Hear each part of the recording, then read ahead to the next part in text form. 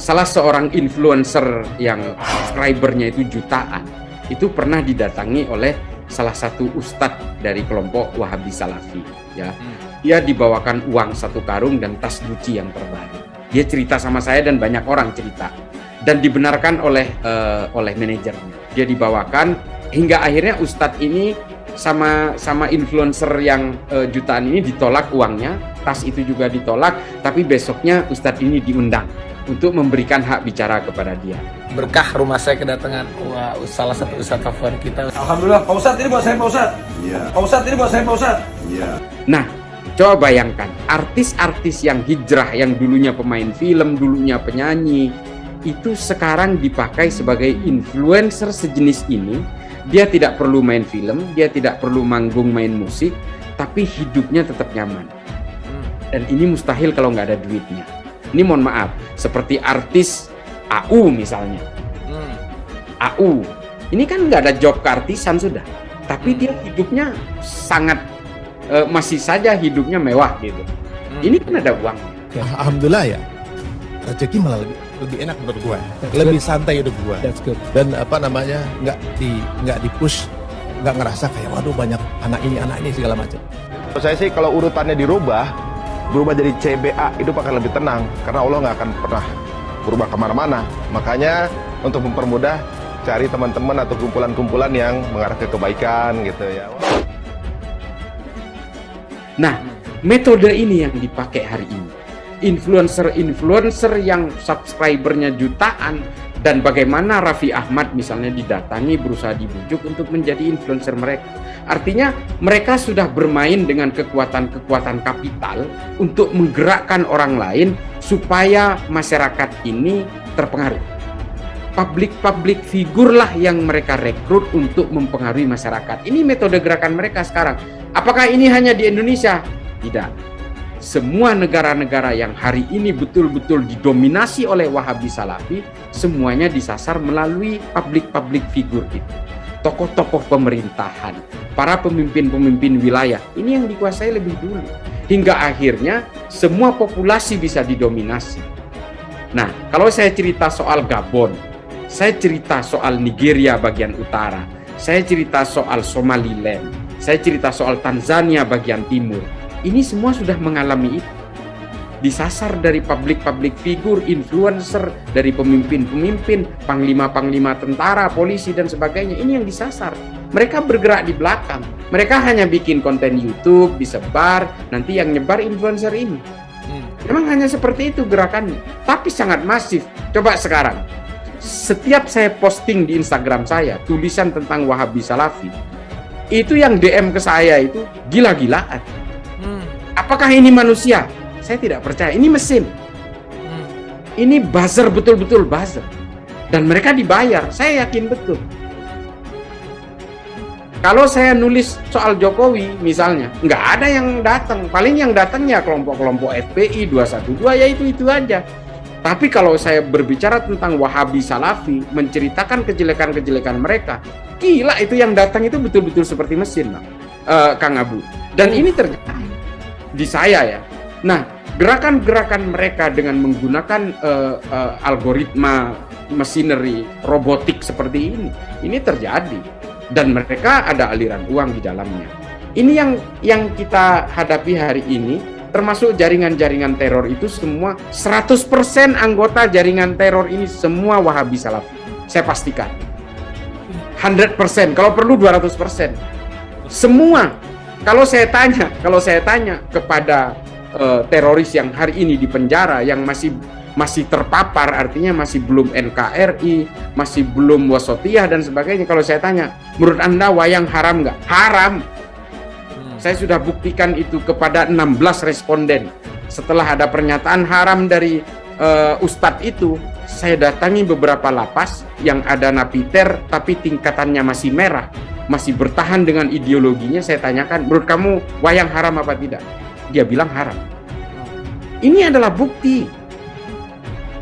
Ini adalah bukti bahwa sebenarnya Wahabi Salafi ini adalah embrio dari terorisme di seluruh dunia.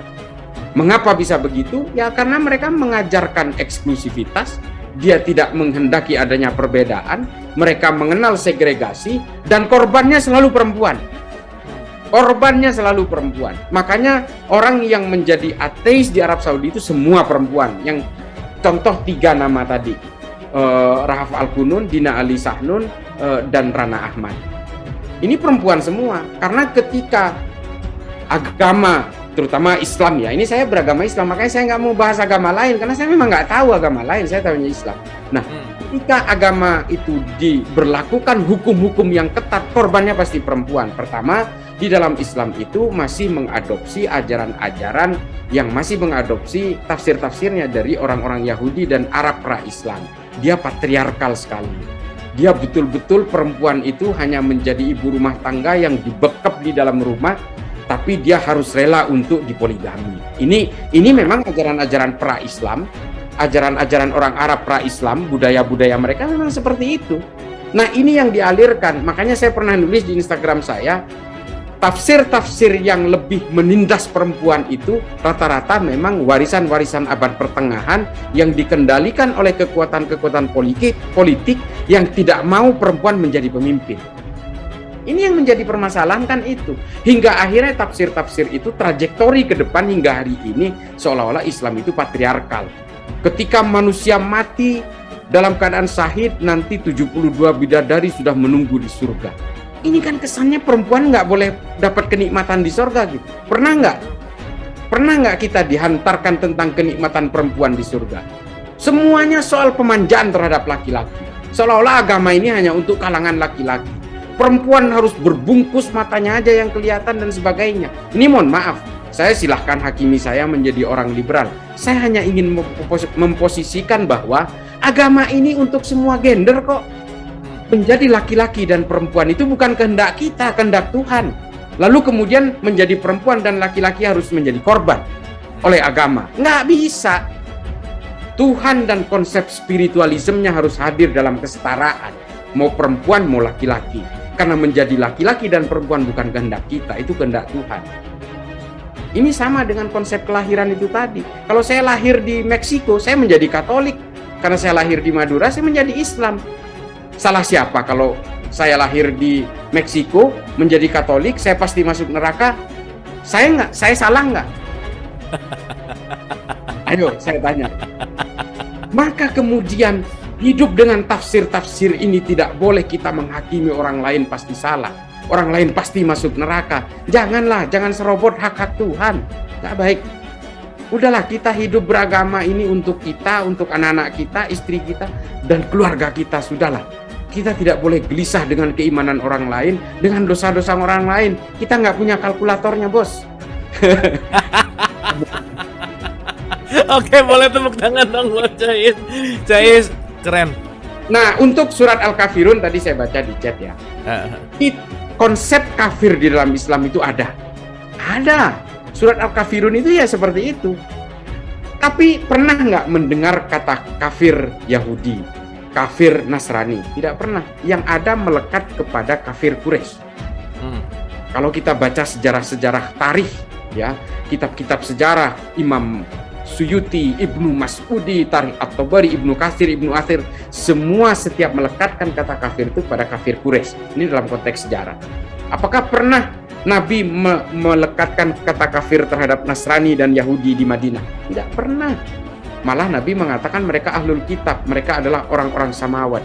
Kenapa? Karena mereka bersandar kepada kitab suci dari langit. Samawat itu artinya langit. Nah, kata kafir tidak pernah dilekatkan ke sana. Kenapa? Bagi Islam sendiri kata kafir itu lebih identik dengan polytheism. Orang-orang yang tidak mau percaya bahwa Tuhan itu satu. Ketunggalan, keesaan Tuhan itu. Nah, orang-orang Nasrani, orang-orang Yahudi, oleh Nabi itu tidak dianggap sebagai kafir. Makanya kata kafir tidak melekat kepada mereka, karena mereka dianggap sebagai tauhid, percaya kepada satu Tuhan. Nah, ini adalah konsep di dalam Islam tentang kata kafir itu sendiri. Setiap orang kafir yang berakar kepada agama-agama itu tadi disebut sebagai orang-orang kafir yang tidak mau memerangi orang Islam. Nah, inilah kemudian, nah persoalannya hari ini kita mudah mengkafir-kafirkan. Nah, ini yang nggak boleh. Kata kafir di dalam Islam itu sangat familiar. Di dalam Al-Quran juga ada al-kafirun.